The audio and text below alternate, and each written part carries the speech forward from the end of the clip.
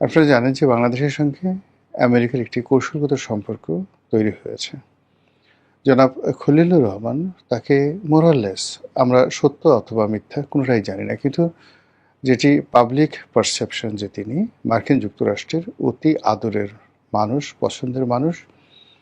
এবং এখানে যে মার্কিন ডিপ স্টেট থিওরি বলতে যা কিছু যদি থেকে থাকে, সেটির এক নম্বর মানুষ হলেন জনাব খলিলুর রহমান।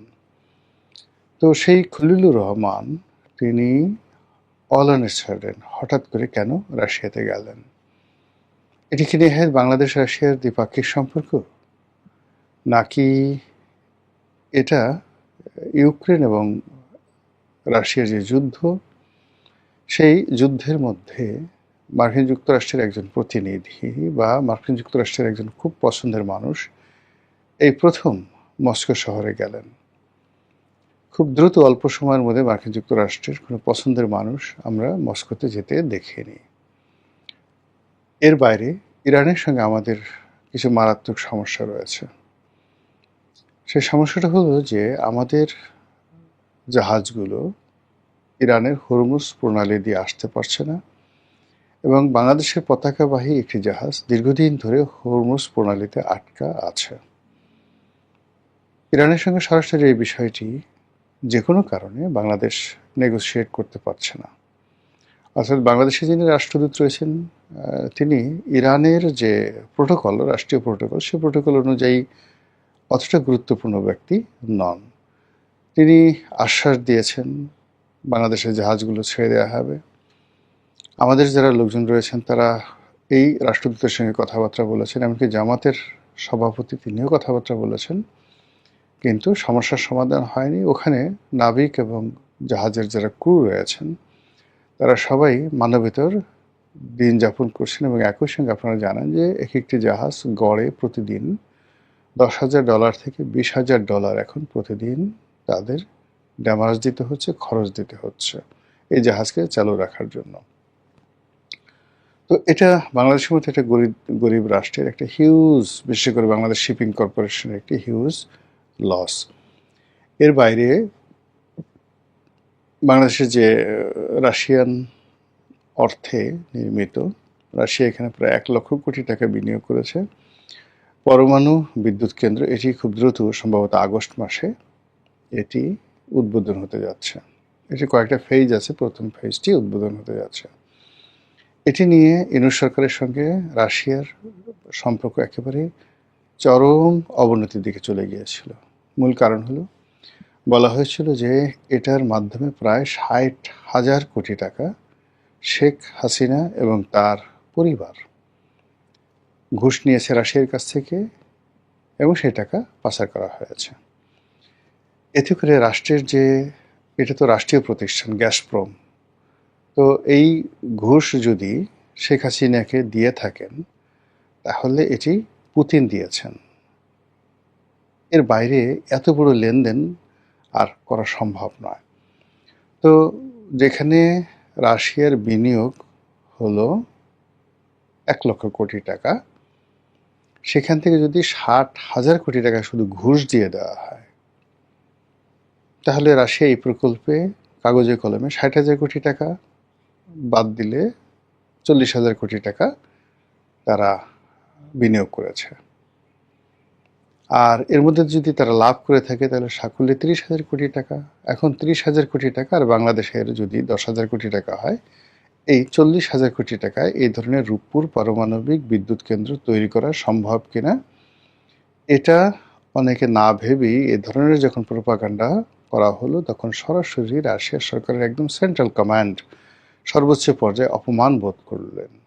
এবং ওই সময়টাতে ফরমালি যাকে বলা হয় রিগ্রেট করা হয়েছে, এই বিষয়টা অস্বীকার করা হয়েছে, প্রতিবাদ করা হয়েছে, এবং মৃদু ভাষায়, কূটনীতির ভাষায় নিষেধ করে দেওয়া হয়েছে এই ধরনের কথাবার্তা না বলার জন্য, এবং পরবর্তীতে এই ধরনের কথাবার্তা আর বলা হয়নি। এই গেল এক। তো এটা নিয়ে সম্পর্কে একটা টানাপোড়েন যাচ্ছিল, সেটা নির্মাণ করার জন্য সেটা হতে পারে।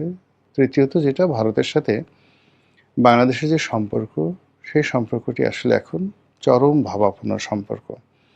এখন ভারতের সাথে এই সম্পর্কটিকে একটু মিনিমাইজ করার জন্য, স্বাভাবিক করার জন্য এই মুহূর্তে রাশিয়া ছাড়া বাংলাদেশের হাতে আসলে বিকল্প কোনো শক্তি নেই। চীন এখানে যদি কোনো কিছু করতে যায় সেটি নেতিবাচক হবে। আমেরিকা তো এটা পারবেই না। আমেরিকার সঙ্গে ভারতের সম্পর্ক এই মুহূর্তে ভালো না। এই সার্বিক দিক বিবেচনা করে আপনি যদি প্রশ্ন তুলেন যে এই মুহূর্তে হঠাৎ করে তিনি রাশিয়া সফরে কেন গেলেন, আর এ সফরটি সরকারের জন্য, জনাব খলিলুর রহমানের জন্য এটা কি লাভজনক হবে, সুবিধাজনক হবে, নাকি বুমেরাং হবে? এই কথাগুলো খুব সংক্ষেপে বলে আজকের এই ভিডিওর যে কন্টেন্ট, সেই কন্টেন্টটি শেষ করব। আপনারা জানেন যে আমেরিকা এরকম একটা দেশ, এই দেশ খুবই জটিল এবং কঠিন। আপনি কোনো অবস্থাতেই আমেরিকার মন রক্ষা করতে পারবেন না।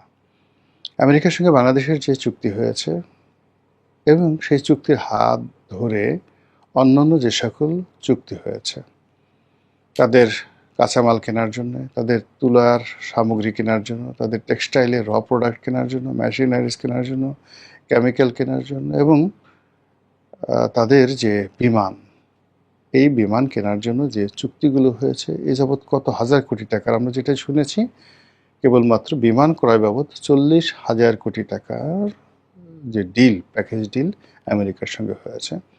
আর বাকি অন্যান্য যে চুক্তি হয়েছে সেটা ইন ডিটেলস না বললেও যেটা আমরা জানি যে আগামী একটা নির্দিষ্ট সময়ের মধ্যে বাংলাদেশ সরকারকে $15 বিলিয়ন সমপরিমাণ অর্থ দিয়ে আমেরিকান পণ্য আমদানি করতে হবে। এটি আমাদের জন্য, সরকারের জন্য, জনগণের জন্য একটা বিরাট বোঝা। আর চুক্তির অন্যান্য বিষয় হলো যে কিছু কিছু বিষয় রয়েছে যেখানে আমেরিকার অনুমতি ছাড়া, বিশেষ করে জ্বালানি সেক্টরে, বাংলাদেশ অন্য কোনো দেশ থেকে স্পষ্টতই আমেরিকা যাদেরকে অপছন্দ করে সেখান থেকে জ্বালানি আমদানি করতে পারবে না। তো এগুলো নিয়ে বাংলাদেশে খুব তোলবাড় চলছে। আর সেই কারণে রাশিয়ার সঙ্গে আমাদের বেশ কিছু জটিলতা তৈরি হতে পারে। যেমন এই যে পরমাণু বিদ্যুৎ কেন্দ্রের জন্য একেবারে প্রথম যেটি দরকার সেটা হলো ইউরেনিয়াম। এখন সেই ইউরেনিয়াম তো রাশিয়া থেকে আসতে হবে। সেটা কিভাবে আসবে? এটার জন্য সরঞ্জামাদি আসতে হবে। ইউনূস জমানাতে নয়, ঠিক শেখ হাসিনার জমানাতে এটা নিয়ে একটা প্রবলেম হয়েছিল। একবার একটি রাশিয়ান জাহাজ এসেছিল। তো সেই জাহাজ চট্টগ্রাম বন্দরে ভেড়ানো হয়েছিল, অনেক দিন বসেছিল, কিন্তু মার্কিন নিষেধাজ্ঞার কারণে সেটা খালাস করা যায়নি। এরপর এটি চলে যায় কলকাতার হলদিয়া বন্দরে এবং সেখান থেকে খালাস করে বাংলাদেশে আসার কথা ছিল এবং শেষ পর্যন্ত সেটি খালাস করা যায়নি। এর ফলে কি হলো, ওই সময় রাশিয়া বাংলাদেশের প্রতি ভীষণ রকম বিরক্ত হয়েছিল। তো বিরক্তি হওয়ার কারণে এই প্রকল্পটা পিছিয়ে যায়। অধিকন্ত যেই সমস্যাটা দেখা দেয় সেটি হলো যে বাংলাদেশ ওই মুহূর্তে রাশিয়ান জাহাজ থেকে ইউরেনিয়াম এবং যাকে বলা হয় অন্যান্য কাঁচামাল, মেশিনারিজ, এগুলো খালাস করতে না পারা। আর ইউনূস জামানাতে যে সমস্যাটা হয়েছিল সেটা হলো একটা বিরাট অ্যামাউন্ট, অলমোস্ট $1 বিলিয়ন, যেটা রাশিয়াকে ওই তারা যে লোনটা দিয়েছে 1 লক্ষ কোটি টাকা, এটার একটা শিডিউল ছিল। তো সেই শিডিউলটি তারা পেমেন্ট করতে পারছিল না রাশিয়াকে। এর কারণ হলো রাশিয়া ওটা রুবলে চাচ্ছিল এবং সেটা রুবলে দেওয়ার জন্য বাংলাদেশকে যেটা হতো, সরাসরি তো রুবলে দেওয়া যায় না, এখানে বাংলাদেশকে চীনের সহযোগিতায় এটাকে ইউয়ানে পরিণত করে তারপর আবার রুবেলে চায়নার মাধ্যমে ট্রান্সফার করার জন্য রাশিয়া যেভাবে বলেছিল, ওটাও মার্কিন নিষেধাজ্ঞার কারণে বাংলাদেশ পারছিল না। এর কারণে বাংলাদেশের এই যে $1 বিলিয়ন দেওয়ার জন্য যে ব্যাংকিং চ্যানেলগুলো রয়েছে, প্রায় সব চ্যানেল, প্রায় না, অলমোস্ট 100% চ্যানেলগুলো মার্কিন নিয়ন্ত্রিত। তো সেটা মার্কিন ফেডারেল রিজার্ভ ধরেন কিংবা ভারতের কেন্দ্রীয় ব্যাংকগুলো, যেখানে আমাদের অর্থগুলো রয়েছে, চীনের সঙ্গে আমাদের কোনো লেনদেন নেই এবং সেখানে আমাদের কোনো অর্থ নেই।